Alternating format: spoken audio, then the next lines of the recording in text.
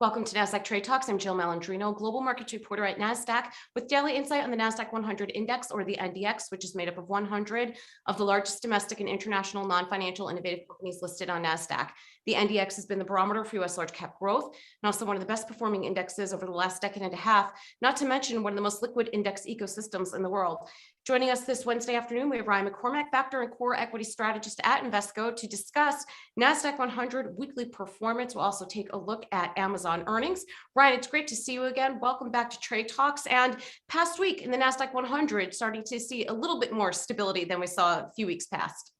Thanks, Jill. It's great to be here, and yeah, although you look at performance over the week, it shows stability. Each of the days, it's been a bit of a wild ride, but we had QQQ and QQQM falling by 1.79% over the last week. S&P 500 was down by 52 basis points, and S&P 500 value was up by 19 basis points. Over the past week, value got a nice boost from healthcare and financials. Financials particularly were aided by increasing yields. We saw the yield on the 10-year Treasury climbing from 1.7875 last week to a high of 1.9632% yesterday. Around the rest of the market, investors largely digested some mixed earnings reports.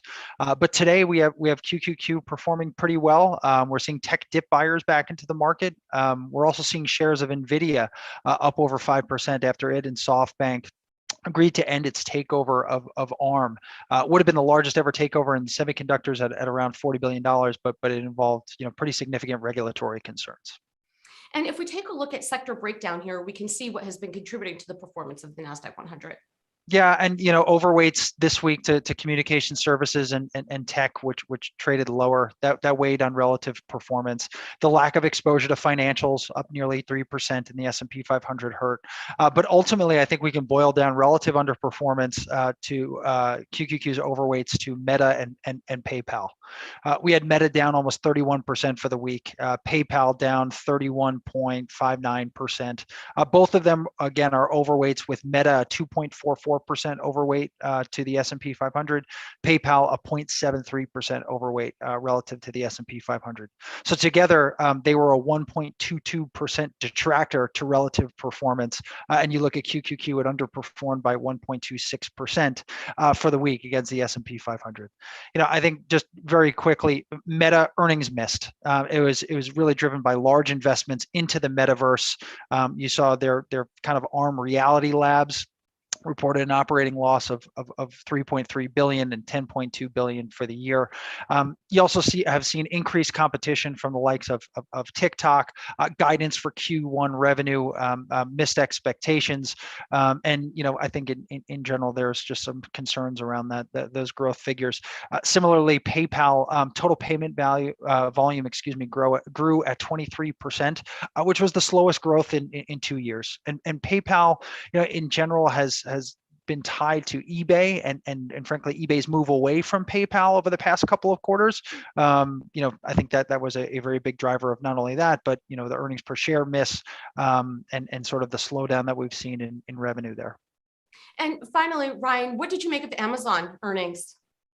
Yeah, so the graph that's on there just shows Amazon sales for the previous 5 years on a quarterly basis, just to put things in perspective a little bit.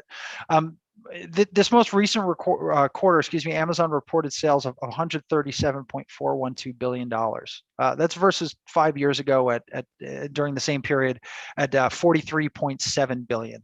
So that's up 214%, over 3 times that number over the past 5 years. On a trailing 12-month basis, the most recent quarter's revenue, again, just over $137 billion, was greater than the trailing 12-month revenue 5 years ago, which came in at just around $136 billion and represented 4 quarters. So, it's amazing to see, how Amazon has consistently been able to stay ahead of the curve and frankly have a very nimble business model. It's looked very different over the past 10 years, and I think it sort of continues finding new arenas of growth. A lot of the earnings was attributed to its stake in Rivian. So, the EPS number was skewed a little bit higher. Operating income for the quarter was lower on a year-over-year basis, but Amazon did caution that it was they largely were pointing to higher costs due to labor shortages, due to inflationary pressure, just overall shipping costs, and it did beat their management's prior guidance. So I think the two big things to keep an eye on, or were the largest driver of performance was number one, Amazon Web Services revenue of nearly $18 billion, beat estimates, 40% increase year over year, very positive on the trajectory of AWS as well as worldwide demand for their cloud services. And then the second was Amazon raising its Prime membership costs by $20, the first price increase that the company has instituted since 2018. But stock responded very favorably, and I think the trends in terms of potential future growth is strong within Amazon. So with that, next week we're looking to the release of the Fed minutes from the January 26th meeting, and that will occur on Wednesday. So we'll have some stuff to talk about. All right, Ryan, appreciate the insight as always. Thanks for joining us on Trade Talks. I'm Jill Malandrino, Global Markets Reporter at Nasdaq.